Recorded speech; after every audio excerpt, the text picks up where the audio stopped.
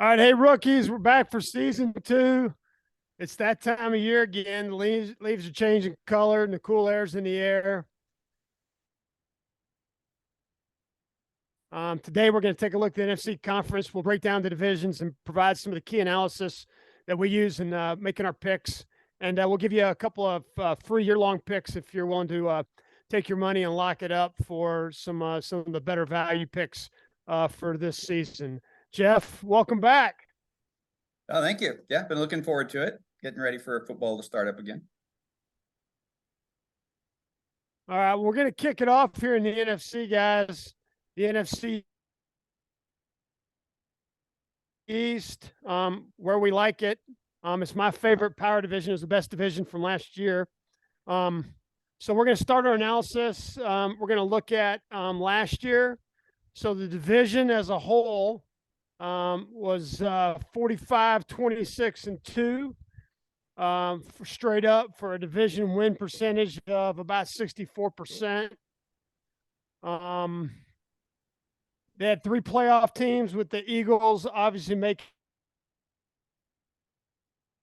into the Super Bowl and losing in the finals to the 49ers. I'm sorry, to the Kansas City Chiefs. Yeah. Jeff, can you see me? I can see you. Yeah. Okay. I have. There we go. I'm not. Oh, there we are. All right. I'm sorry, guys. I'm newbie here. There we go. Now I'm cooking with grass. All right. Here we go. ATS, the division was 43-31-1 at 57%. And remember, rookies, 52.4%. Anything above that, you're making money. So had you just picked this division of ATS every game last year, you would have came out on top. That's a powerful division. That normally doesn't happen. And Vegas doesn't like that. So I would imagine they're going to adjust some things this year to get that back down to that 52% level.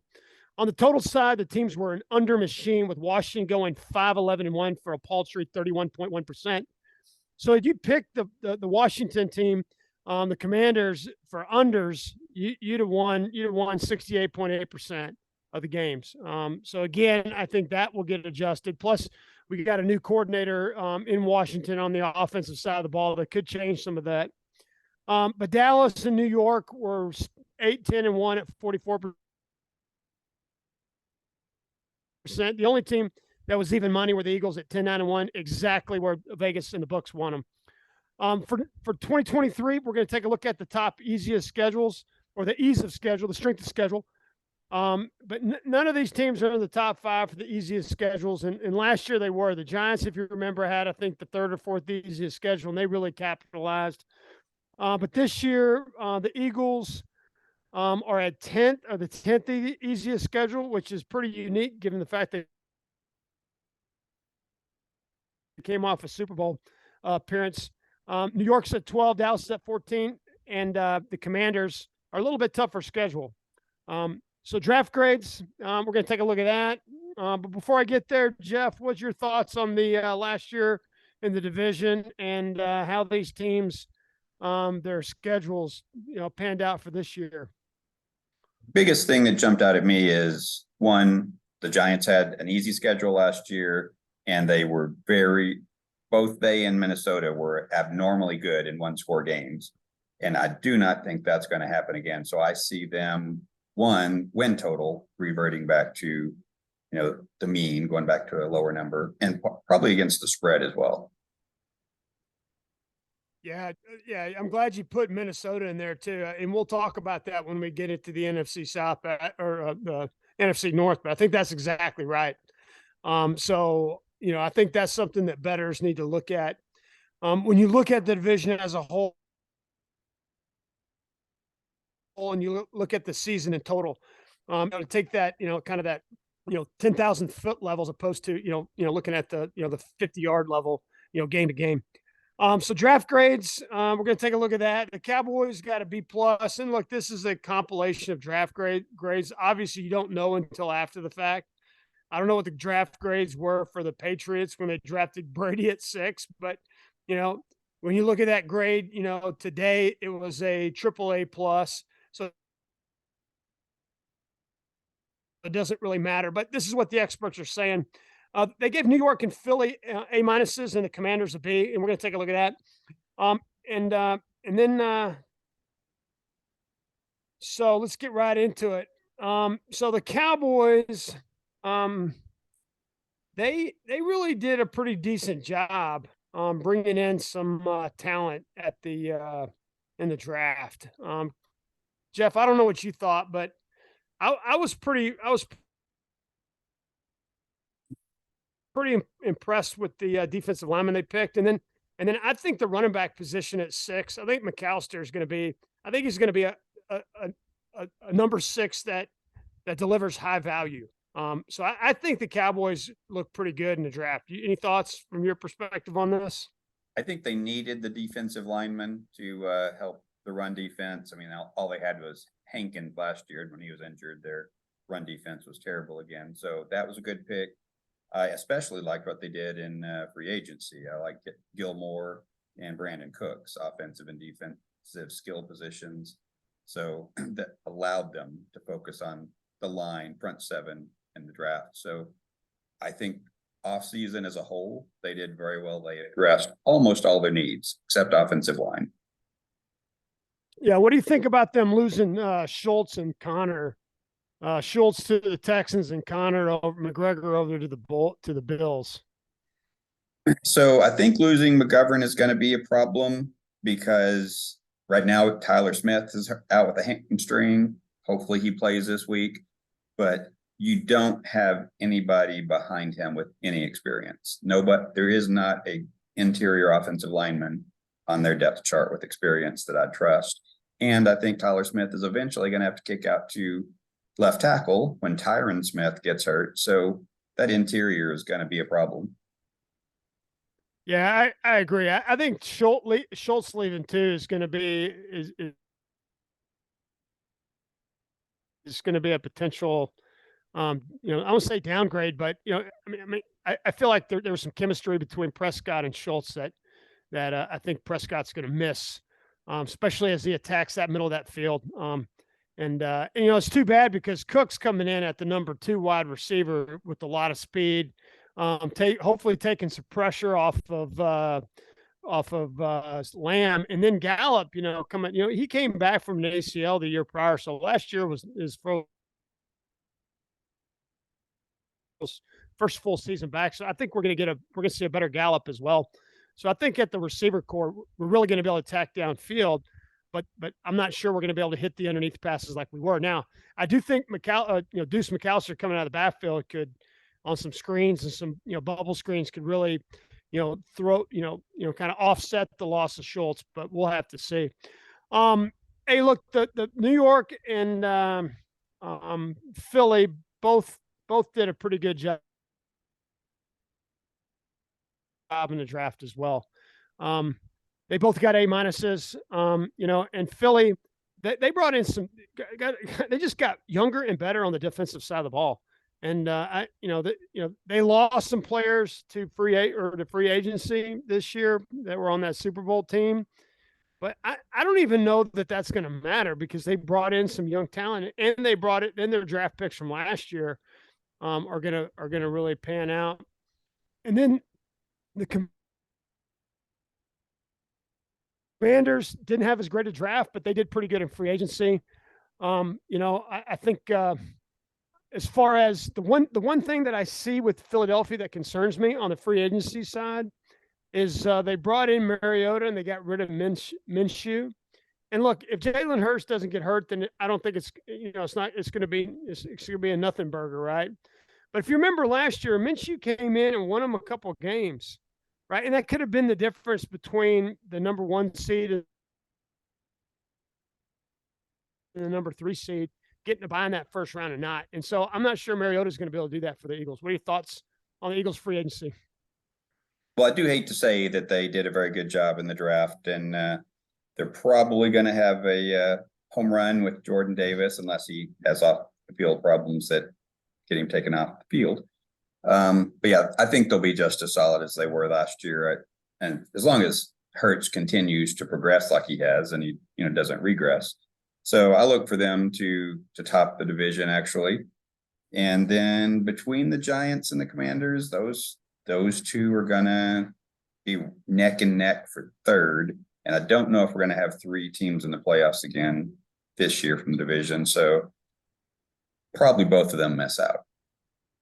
Yeah, I mean, I felt. I mean, the Giants got a solid B in their free agency, mainly because they kept their quarterback and their running back. Although no one's got a happy running back, and I think that's going to be very apparent in New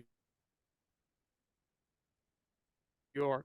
And I don't know what happens when you have a whole league full of upset running backs, which I don't know about what your views are, but I feel like that's where we're at. I mean, with Barkley and Dalvin Cook changing. Barkley turned down money last year and then had to settle for less. You had Josh Jacobs not get what he wanted. I mean, Jonathan Taylor's going to hold out. I mean, is there any running backs out there that are happy other than the rookies that are just happy to make the team this year? And what is that going to mean? What do you think that's going to mean, Jeff, for the league? Is that going to be a factor?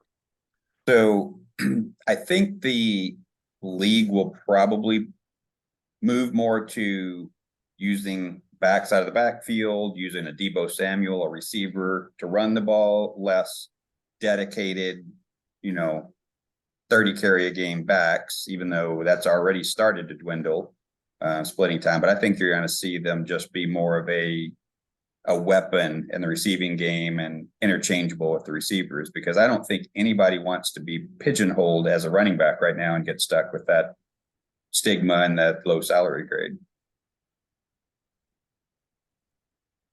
Right. And the other thing is that who the heck wants to carry the ball 25 times in the league? I mean, do you see these running backs, getting to like 15 carries and just kind of going, my hamstring is kind of, I mean, look, these are professional athletes, so I don't think in the heat of battle they're going to. But I am definitely going to be, it's definitely going to be something I'm going to watch for those teams that are not playing well at like week 7 or 8. I mean, what running back on a 2-6 team is going to carry the ball 25 times a game? I don't think it's going to happen. I don't know. I mean, it's kind of a harsh statement, but I mean, I think the NFL has a potential problem coming up with the fact that the NFL teams don't want to pay these running backs, but yet they are consistently, producing at a pretty high level.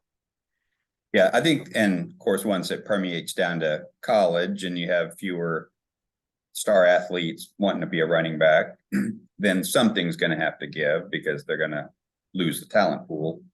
But for now, I could certainly see maybe even like the NBA doing some rest days. Maybe backs or they have a heavy workload one week. They'll say, "Oh, I got my knees, tweaked. I got to sit out next week just to take it off."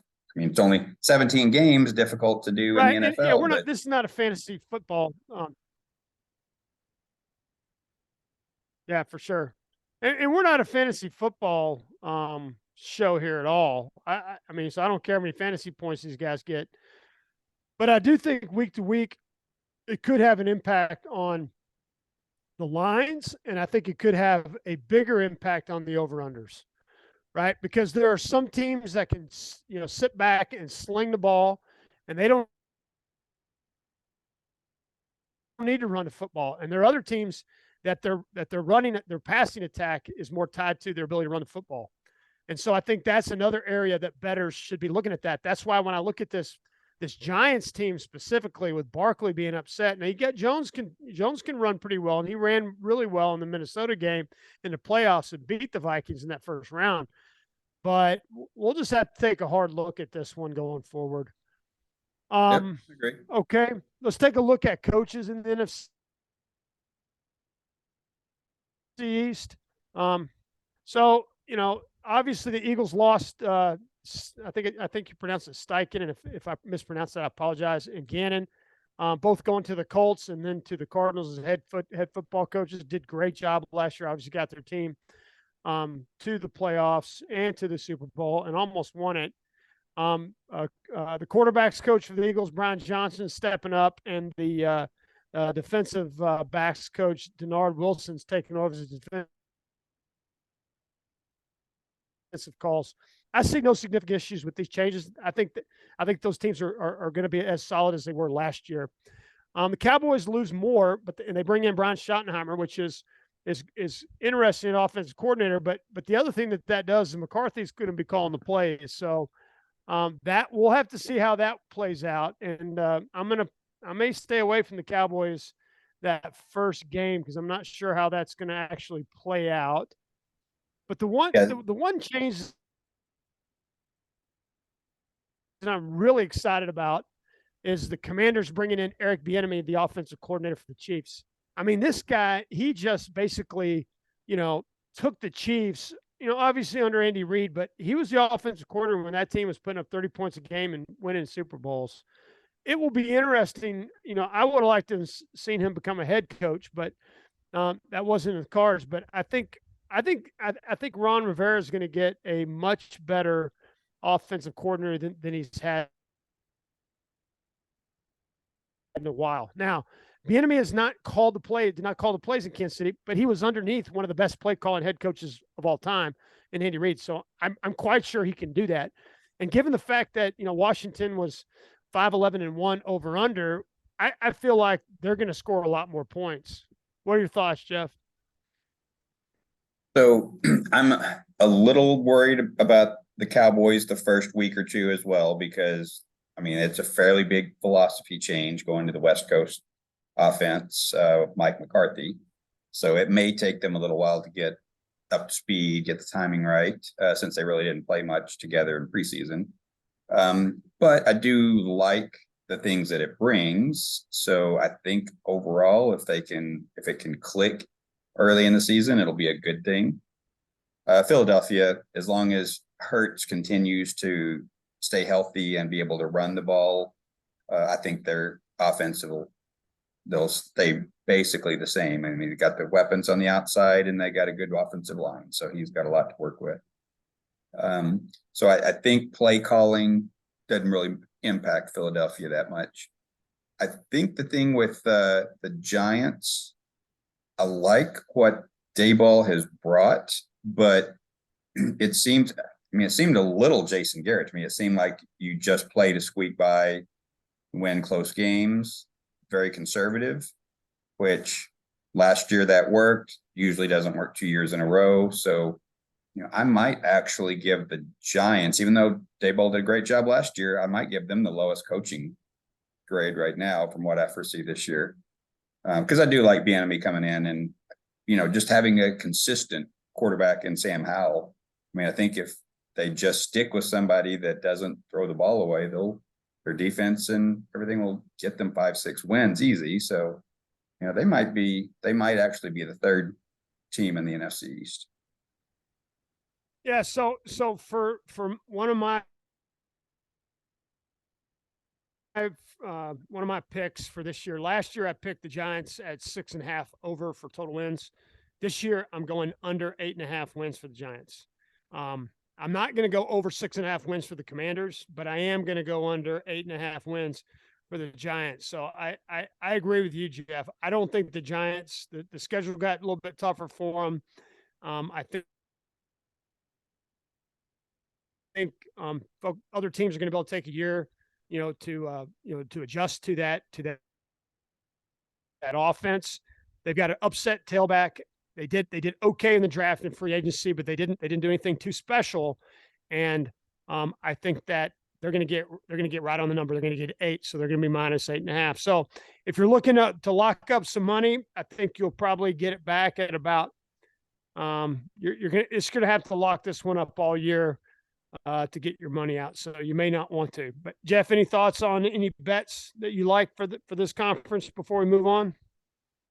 I think the under for actually, I think I'm going to go under for the Giants and over for the Commanders if I were to bet. And then I think the Cowboys and Eagles are right where they should be. I think they've pretty well got them nailed. So I'm going to stay away from those two for sure. All right. Well, there's our thoughts on the NFC East rookies. We're going to move on to the NFC North, and obviously the departure of Rodgers is the most important piece. But there's some other things that happened in Minnesota, and some good things happened in Chicago and Detroit that we need to talk about. But this conference was bad last year to bet on, and the Vikings wins inside of 3 points. If they hadn't won those games, it would have been even worse. Despite the Vikings 13-5 straight up record, the NFC North went 33-36 straight up for a 48%.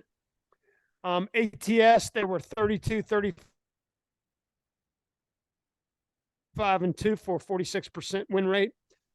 Over under was better, mainly due to the Vegas bookmakers, basically putting the ball on the ground. So the conference went 40-29 for the overs. So, as you look at this year, I think Vegas, anytime Vegas sees anything above 52.5, either wins or losses, what they're looking at is they don't want anyone to just put straight money on a division and take money from the house. So they're gonna adjust those numbers so that doesn't happen this year. So anyway, looking at week one, you could see basically on the over/under totals some adjustments that you might be able to take advantage of. So they may adjust too much to the upside or to the downside, and you may be able to jump on some of those over/unders. And I would almost say that week one, I may just throw a parlay out there. Going 0-4 to the under because I think they're going to try to entice the betting public to go over. There's been a lot of press on, the new offense here and the new offense there. You got the Kansas City first week one with Detroit, but I'm not so sure that all four of those teams are going over. You may want to take a look there. And if you can't tell that this conference disappointed me, it did, because it did last year. I bet on this conference and lost, and I'm not happy about it. I'm hoping to turn that around. Jeff, what are your thoughts on the NFC North as we look at the year? Well, they're lucky they have Detroit actually in an upswing right now, because I still think this division is kind of a mess this year. So Minnesota, they had that great record, 13-5 overall, but they had a negative point differential for the year, which, the playoff game factored into that a little bit, but still, that's just unreal to have that good of a record and a negative point differential. Detroit, they look solid. The defense is the concern, but I think they'll be able to score. So I think I'm going to pick them as the cream of the division.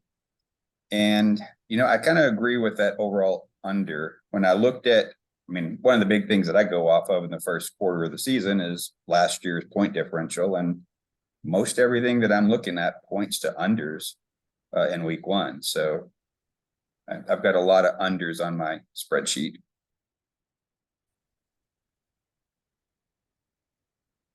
Yeah, for sure. And if you took a look at college football, I think their week one, there's a lot of unders as well.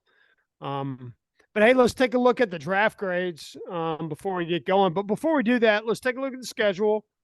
And this is something to keep in mind. Right now, strength of schedule, the Bears have the 6th easiest schedule in the league, which is significant. That's kind of where the Giants were last year. So I expect them, get closer to that 6.5 wins than the 3 wins they had last year. The Packers are 11th. The Lions are at 18th, and then the Vikings have the 6th toughest schedule in the league. And Jeff, you've already talked about it twice, and we're not going to beat the dead horse here, but I think betting against the Vikings until they prove you wrong might be a great strategy for this season. So the draft grades, all teams in the conference got a B+ or a B, except for the Vikings. So let's start with that B-. And I think it might be a little bit harsh because they brought in Addison, And quite frankly, I think one of the problems with the Vikings offense last year was that Jefferson just got double teamed and triple teamed. So if Addison can come in and be that number 3 receiver behind Jefferson and Hawkins, that aerial attack may actually get better. Even though they've lost Dalvin Cook at the tailback position, they do have Madison, and they brought in a couple backs on free agency and through the draft. But Addison could be a good pick. So I know the draft, the graders are given a D- because they did stretch on some of the other picks, but I'm not sure that Addison is going to be the problem that they think it is. And then the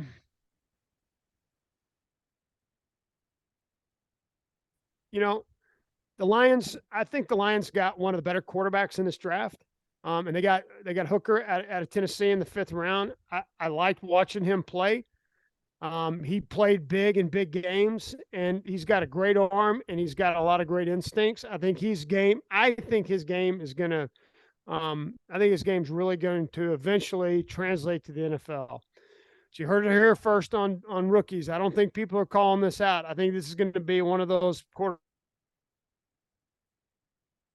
quarterbacks that people look back and go, wow, I should have picked him in the 3rd round. And then Gibbs and Campbell, I think, are going to be able to deliver for the Lions, and that offense is just going to get better. Look, the Bears grade, they got a B+, but that's going to hinge on if Darnell Wright works out, because they traded down and they could have got Jalen Carter. So if Jalen Carter becomes the Russell Maryland of the 2020s, then this draft will be a D-, because the Bears will be the guys that didn't pick the Russell Maryland of the 2020s. But Darnell Wright plays out, which everyone says he will. I think they'll be fine. I like that Johnson kid they picked out of Texas, big bruising back. Kind of reminds me a little bit of Cedric Benson. And as they lost Montgomery, that could play out pretty well for them. And then obviously the Packers, in their draft, they went heavy on giving weapons to Jordan Love. They addressed their defense the last couple of years. They got a couple decent players on the defense side, but they got a solid B. Not going to hurt them. They picked up 2 tight ends and 3 wide receivers because they had to give weapons around Jordan Love, as he is now the franchise and the face of that franchise. So with that, Jeff, what are your thoughts on the draft of the NFC North? Yeah, I didn't see the NFC North having any real difference makers on the draft. I think they were pretty solid for Detroit. I liked what they did. I think they just keep building on what Dan Campbell has brought up to that, his personality and offensive zest. So I think they did a good job of supplementing what they had last year. Green Bay, they probably should have given more weapons to Rodgers a couple of years ago instead of going for Love. Should have done this focus a couple of years earlier. But it's good to provide more weapons for a new quarterback. I think that's going to have, new weapons and a new quarterback together. That's going to take some time to gel. So I don't see that paying off early in the season. Maybe not at all this year. So I'm not looking for a lot from Green Bay this year, actually. Even though that draft can end up being pretty good. All right, when we look at free agency, a little bit different, a little bit different grades with the Bears and Lions receiving A's and the Vikings and Packers getting C's. The Bears, basically went shopping in Carolina and brought back Walker, Foreman, and DJ Moore. DJ Moore didn't really fit well with Carolina. He may fit really well in Chicago, and if he does, that could be a really dangerous combination with Fields. They did lose Montgomery to Detroit, which can hurt, especially when you're losing it to a rival. But then they brought in Tanyan from Green Bay, tied in.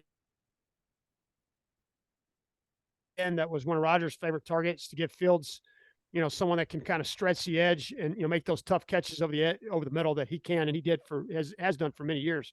So I really like what the Bears did in free agency. And I like what the Lions did. They brought in Montgomery, and they got Sutton from the Steelers and Mosley from the 49ers, and then they got Gardner Johnson from the Eagles. And yeah, I know he was older, but I still think he's got some years left. And I think I'm not saying he's a Reed type of guy or who was that? Who's the guy that played for Seattle that we wanted to get to Dallas for so many years, but we could never make the deal happen.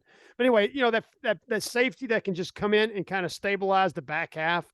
I think Gardner Johnson is one of those guys. He did it for the Eagles, and I think he can do it for the Lions. The Pack and the Vikings, they didn't really do a lot in free agency. So I mean, they got C's. Usually if you get a C, it means it was just kind of a meh. So what do you think about free agency? Anything jump out at you, Jeff? Did like what the Bears did. I mean, they're obviously focused on getting Justin Fields a little more comfortable and putting less workload on his shoulders, so he didn't have to run the ball so much. That was good. I think it'll help. I do think he's eventually going to be good. I'm just not sure he's ready to take a big leap yet. So I'm not, picking Chicago to have that big leap. And again, Detroit, I just pretty well liked everything they did. I think they are progressing. I think they're going to take another step forward this year. So I thought they addressed a lot of needs. Even though they lost Swift, I was a little worried about that. But yeah, they lost Swift, but they brought in Gibbs, and then they got Montgomery. So, again, if we go to this kind of this rotational tailback position, kind of running back by committee where everyone's getting 8 to 10 and 12 touches. No one's the sled dog. Everyone's just kind of everyone's just kind of getting their piece of the pie. And everyone, if they can stay happy with that and, not get greedy, then that can work, especially if they're working toward, if the coach can keep them and the offensive coordinator can keep them all happy and keep them focused on winning. I think that works real well. Once they start losing, though, I think that's where you want to get more touches and you want to do the eating because you want the money. Yep. So I got to tell you though, I have to say this. I feel like the Vikings. I feel like they went into a little bit into a rebuild mold coming off of a 12-5 season. So they lost Cook, Thielen, Smith, and Peterson. But they did bring in and they lost Tomlinson and Kendricks on defense. Peterson, Tomlinson, and Kendrick. So now look, their defense wasn't great last year, but this team did go 12-5. So I'm not sure. Did they throw the baby out with the bathwater?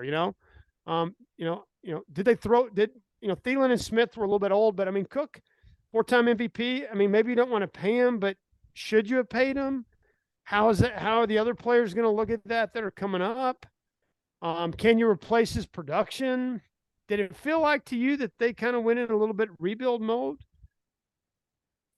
Well, they certainly changed directions. And I don't think they made good short-term choices because I don't think they're going to see benefits from it this year. But, maybe if they are just trying to free themselves up to go, bigger next year, maybe that could be a little bit of a short rebuild.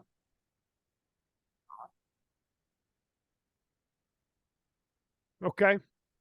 You still there, Jeff? Yep, I'm there. Okay. Yeah. Any coaching changes? I don't think there were many coaching changes. Not for this division. In this division, no. Don't have any noted. Yeah, so just to kind of finish off this division, I feel like this division is the most undecided, and I think there's a lot of unanswered questions. Concussion keep the magic going on those plus or minus 3 games. Can the Lions keep turning it around? If they pick up a few wins, I think they're in the playoffs and win the division. If not, who is, right? Is it going to be the Packers? Is it going to be the Bears? Are the Bears going to make a leap? Is Love going to, kind of grab the moment and, take the reins of the division? You know, and I think a few things are for sure. Expect the books to adjust up the points to get the over-unders back to 52% where they like it. So I think that's where you can probably see the most value if you're going to bet this division. I also don't think that the Vegas really like the poor ATS as straight up results. They really like things in the middle. So if you would have bet against the Bears straight up, you'd have won 83% of the time last year. So you know, if you took that mentality and kind of parlayed the Bears losing with a couple of teams like the Giants and the 49ers winning, I mean, that's almost a parlay hitting every single week. You know, a 3-team parlay, right? So, there's that. 68% of the time they lost to ATS. Vegas doesn't make money when they do that. So I think they'll adjust the odds there. So I think there's some things you need to take a look at if you're going to bet the Bears.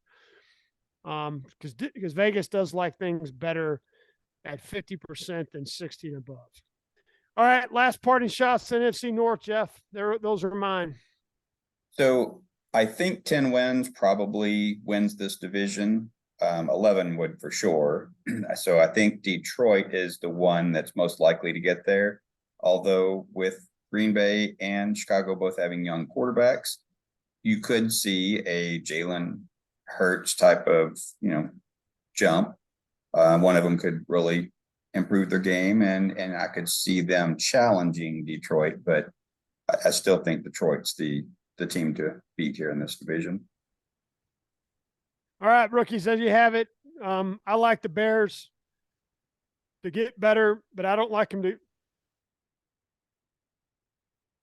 to win the division.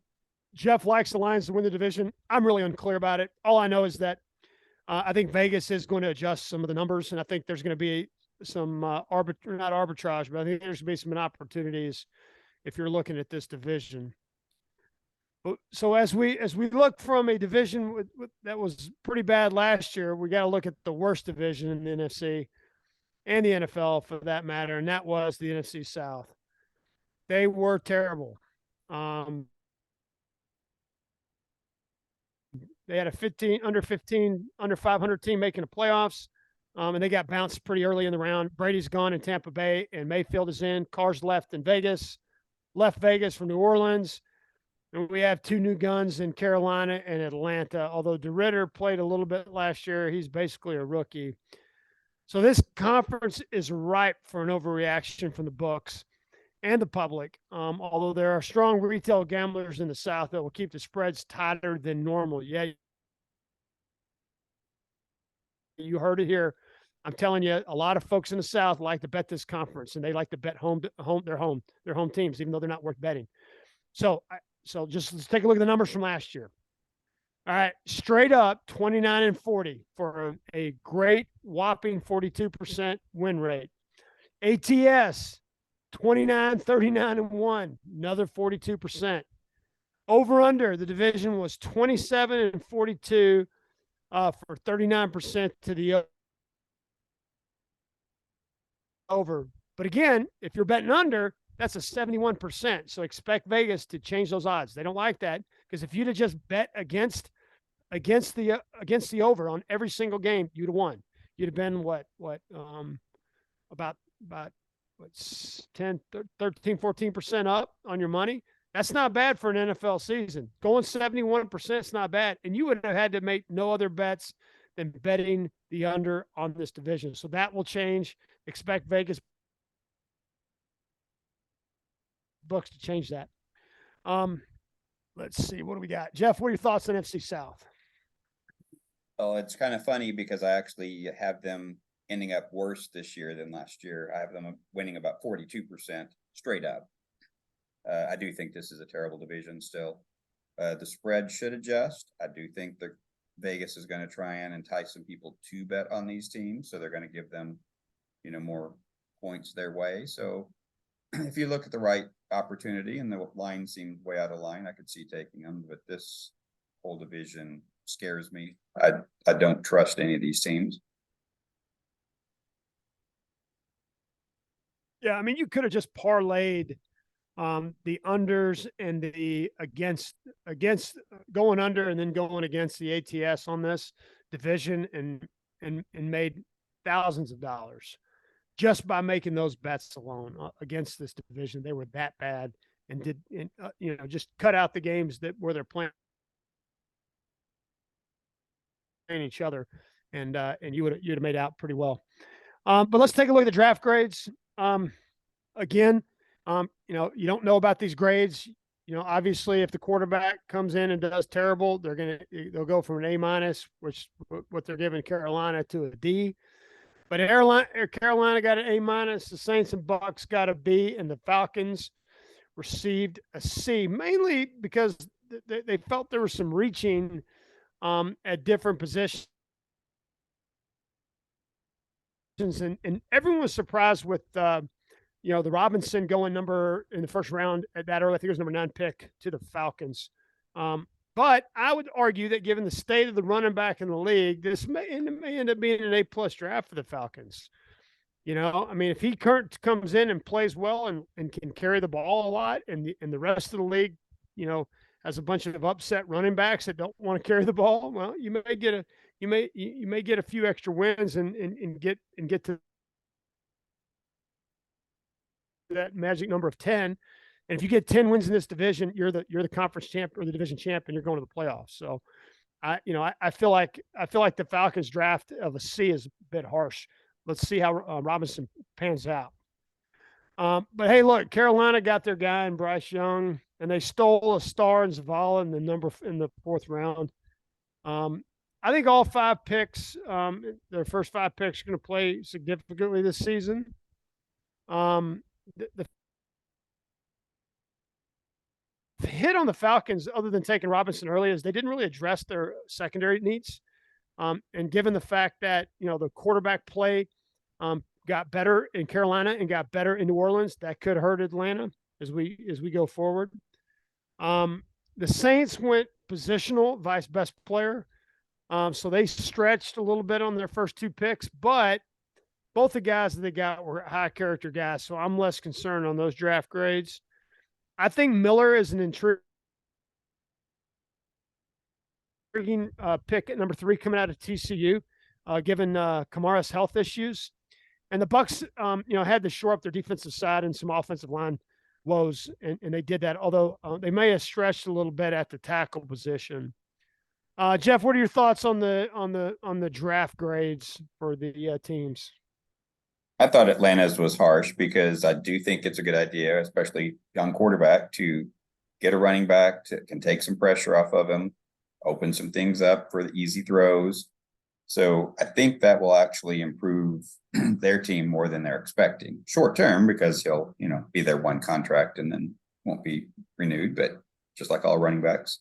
But for now, I think he's a really good player, probably one of the top 2 or 3 players in the whole draft. So I think I would have given him much better than a C.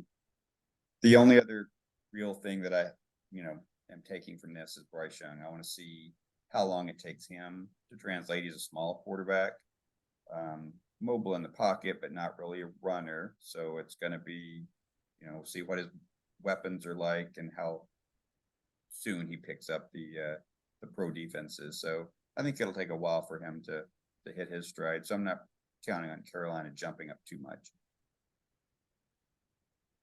Carolina I felt like was a surprise of last season. Every time you felt like they were going to lose, they would come back and win and play a tough game, and they would ruin your parlay. So Carolina, getting a more consistent play out of Carolina is what I'm looking for this season. I like that when they're supposed to play good, I want them to play good. And when they're supposed to lose, I want them to lose so I can bet on them. Yep. Taking a look at Easy's schedule, though, it's pretty noticeable. And so this is where the NFL kind of gave a nod to this division and how bad they were last year. I know Jeff still thinks they're going to be in the gutter, but the Falcons and the Saints are 1 and 2 for the easiest schedules. Carolina's sitting at 5, and the Bucks are at 23.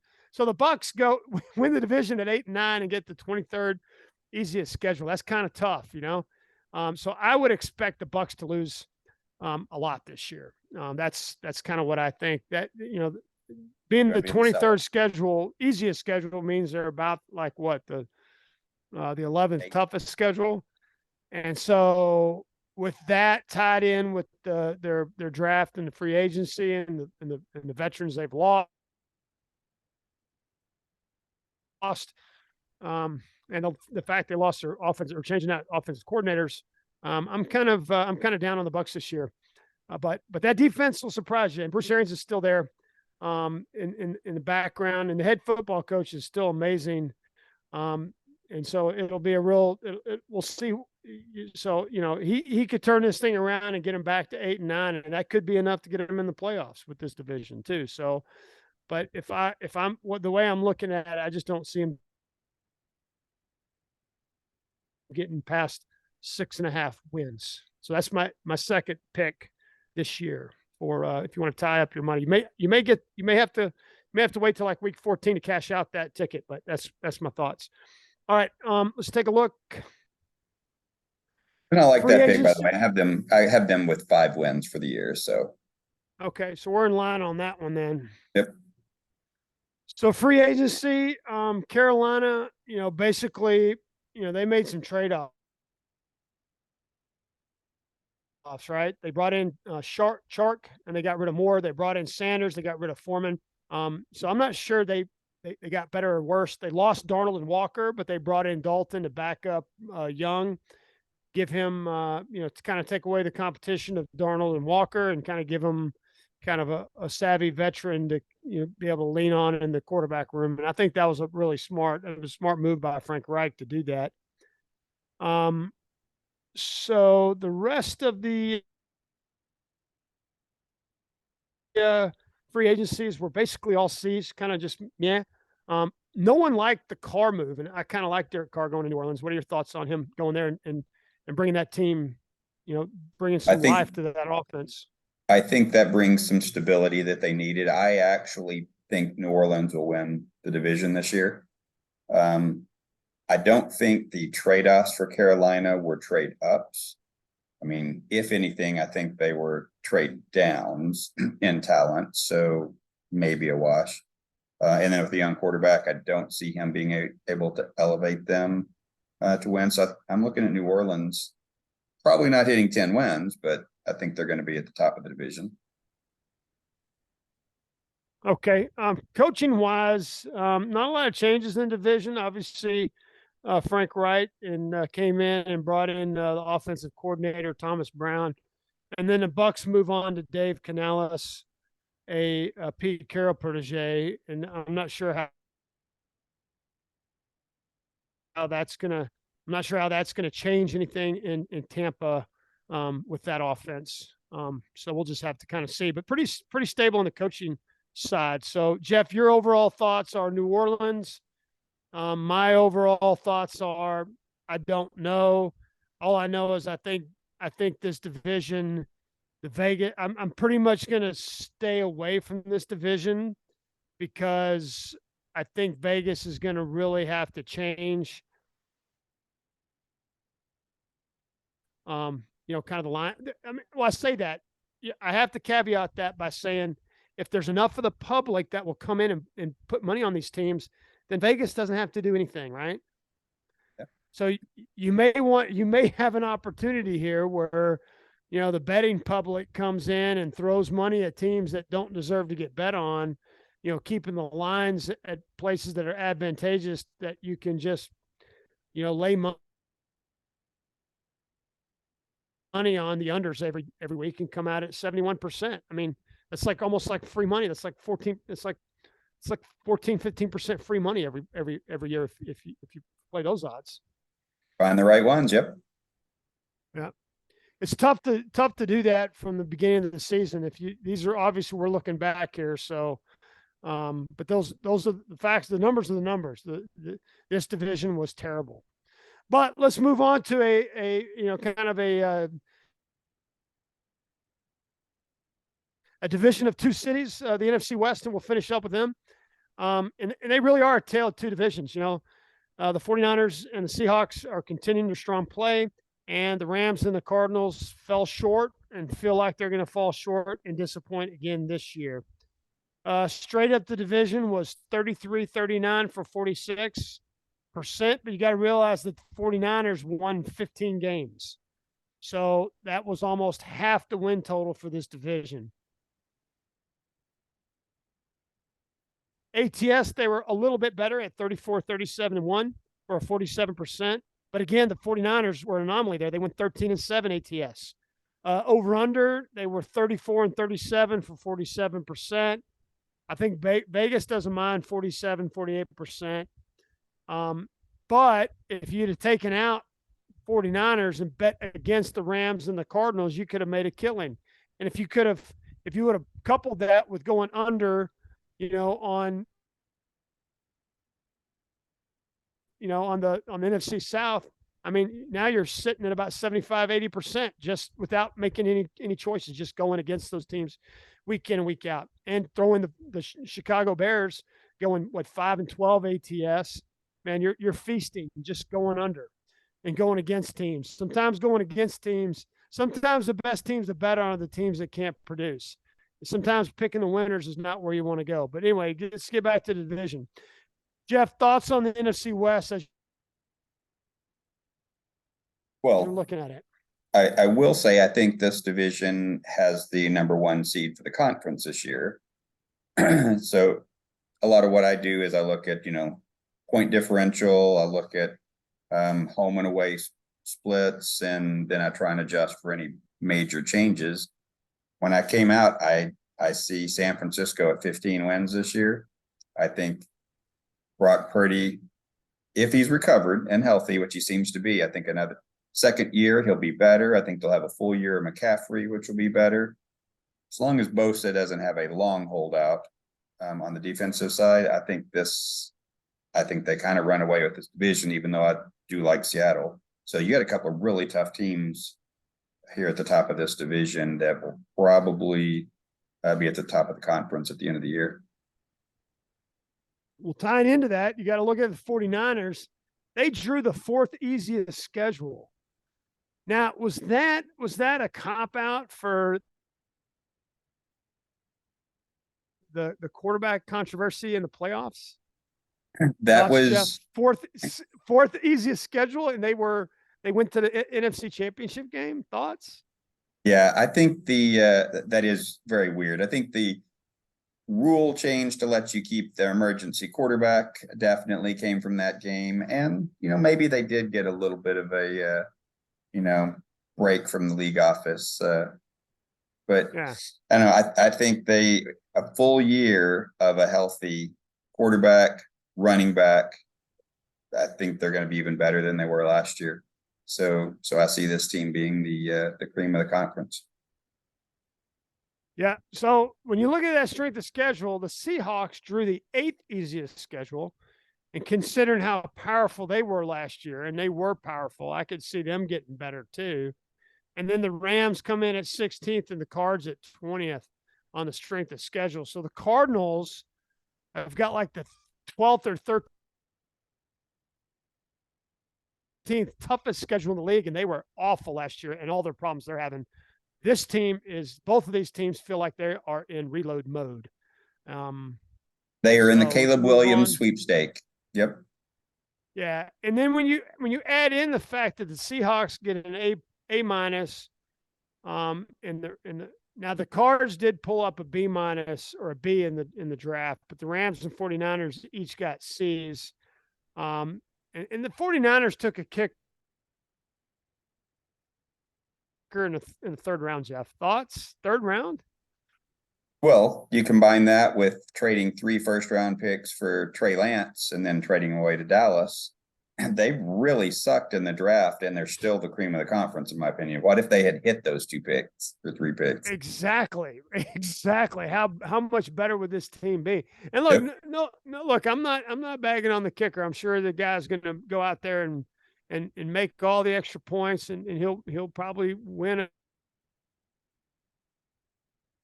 Maybe he'll win the games, close, and that'll be worth it. And that's it. But third round, I'm not sure many teams were looking at him in the 5th round. I think they could have maybe got him in the 5th round, but hey, third round they went there. So I'm not in the front office of an NFL team. No one's calling my name to bring me in either. The Rams surprised bringing in Stetson in the 4th round. And given they had to go out and get Mayfield because their backup wasn't good enough when Stafford went down. I think that's an interesting pick. I think Stetson is obviously he's an older quarterback rookie. I think he's like 25, 26 years old, 2-time national champion, played on some big stages. You know, he may work out. What are your thoughts on them picking him in the 4th round? I was surprised that they picked him. But I have heard, some pretty good things about him so far through the preseason and training camp. So he's sounding like he's prepared. A lot of the knock on him was just his attitude and stuff in college. So it kind of dropped him a little bit.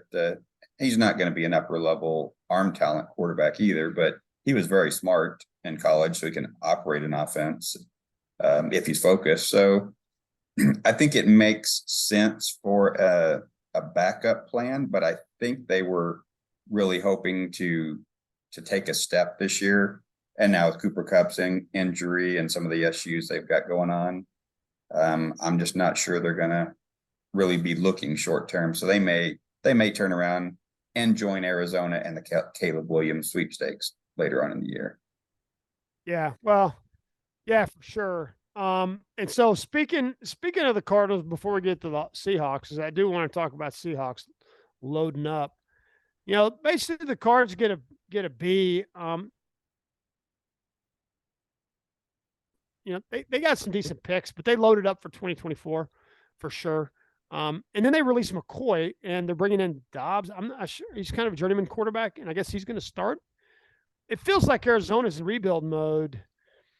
Feels like they're tanking.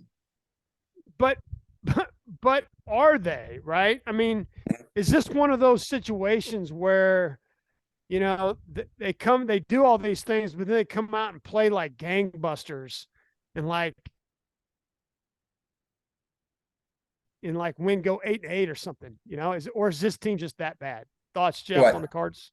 I thought that was a chance when Colt McCoy was going to come in, because I thought maybe Kyler Murray was a cancer in the locker room. And so just by getting rid of him off the field, it would help the team.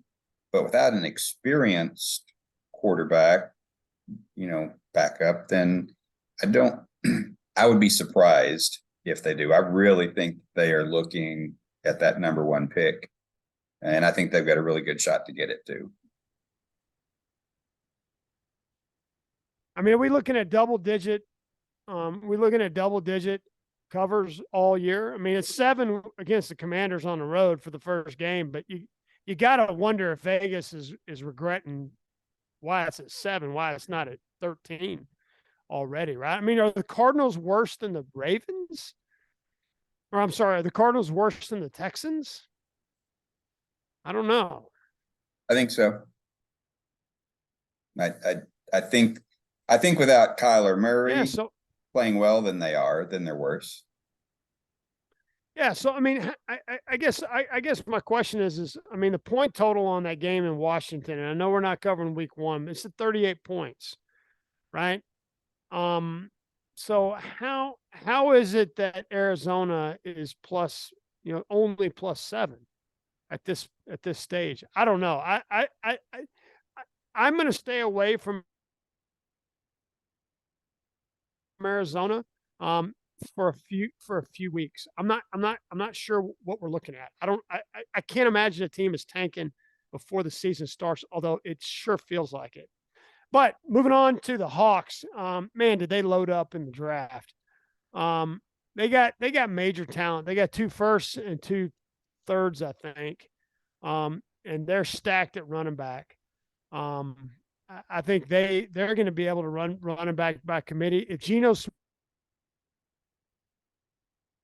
Smith comes back and plays, 80% of what he did last year, I think the Hawks have the ability to push the Niners for the conference or the division championship. And I definitely think they're going to get over 9.5 wins. I think this is an 11 win team. Jeff, tell me I'm wrong. Yeah, that's about where I put them. I put them 10 to 11 wins. I think they're going to be very physical. Obviously, Pete Carroll is building them to go back to that physical running game, physical defense.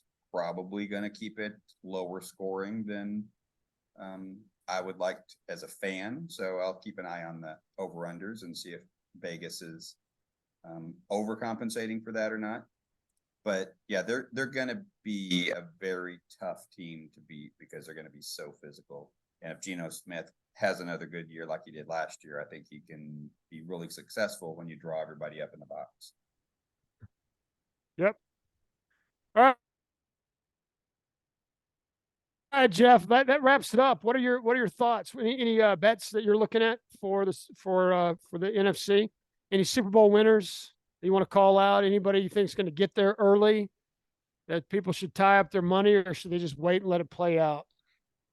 So I really think that there's only 4 teams in the NFC that are going to be really true Super Bowl contenders. So I obviously think San Fran's going to be number 1. I probably have Philly slightly ahead of Dallas. So San Fran, Philly, Dallas, and then Seattle would be my top 4. And then other than that, I really think this conference is fairly weak. When I look at the AFC, I don't know if any of these 4 teams can win the Super Bowl, but there's certainly a lot more depth over in the AFC too. So I think these teams should have a pretty easy time getting to those last couple of games of the year. Okay, well, you heard my pick. I like Chicago over 6.5. I like the Giants under 8.5. I like Seattle over 9.5. I don't know what y'all think, rookies, about tying up money for the entire season. If you got the money in your bank that you've set aside for this season that you want to tie up maybe a unit, or maybe 2 units, then I would take a look at those 3, and then maybe grab, as Jeff said, maybe grab the 49ers to make it to the Super Bowl. I'm not sure what the odds are there, but you got to tie that money up for the entire season. So if you need it, then I don't make those bets. But if you have it and you don't need it, and you get better value with the longer bets that you make out there. I think that's all I got, Jeff. I'll give you the parting shot for our NFC wrap up. I typically, when you mention tying up your money, I typically don't bet a lot of full season bets just because I like the immediate gratification of winning or losing each week. But since it is so skewed top of the NFC to the bottom, I do think, these better teams are going to overachieve. They're going to hit overs. So I think you got a couple that would be pretty safe bets to go ahead and place. I mean, injuries can always happen, but without injuries, I think there's a clear distinction between the top of the NFC and the rest. Yeah, and obviously shop lines. I mean, for example, if the win totals drop for Atlanta down below 6.5, maybe to 6, 5.5, I would scoop that up. They got the easiest schedule in the league. That has to account for at least a game and a half. So if you think Atlanta was going to win 4 games, then if you think they're going to win 5 games, then being the easiest schedule gets you a 6.5, so it drops to 6. Maybe you take that. Maybe. Yeah, I think bet. Atlanta. I mean, so it kind of just depends, but right. Yeah. Anything on player props that you're looking at? Did you analyze that or no? I haven't looked at the player props, so I've pretty much just focused on my win-loss total for the teams, and then figuring out all my point differentials and how to adjust them. I mean, there's a lot of quarterback changing going on this year, so I've had to adjust some of my previous year's numbers just to account for that. And then when we get to the AFC out, we also have Sean Payton coming back on scene, so that'll be had to adjust for that coaching change. Yeah, and we'll take a look at the AFC on Thursday. So the one player prop that I'm looking at is, and I always look at it, is Micah Parsons for not just the Defensive Player of the Year, the MVP of the league. I think it's about 2,200 plus 2,200. I like to put a little bit of money on that. It normally won't happen. It's only happened. What was that? Jim Marshall in 70. Last time, Lawrence Taylor in 86 won the MVP. Bruce Smith should have won it that one year. I thought Reggie White should have won it that one year when he led the sacks. But I'm going to I'll throw a quarter unit on, and my units are $100. So I'll throw a quarter unit, $25 on Parsons to win it. Just for the heck of it. But no other player props for me. I mean, I guess I would probably take Robinson to be the Rookie of the Year coming out of the gates. I think he's going to have a lot of opportunity. But you never know with running back. He could get hurt, get turf toe, and he's out for 3 or 4 games, and then someone else gets in there. But I think he's going to have a great season. So that's all we got, rookies. We will see you on Thursday. And then Jeff and I will be in Vegas for the opening season, and we'll be putting out some more stuff at our week 1 podcast. We're going to get smarter about social media and throwing some stuff out there, and we'll have the website up this week, and we'll see you on Thursday. Thank you.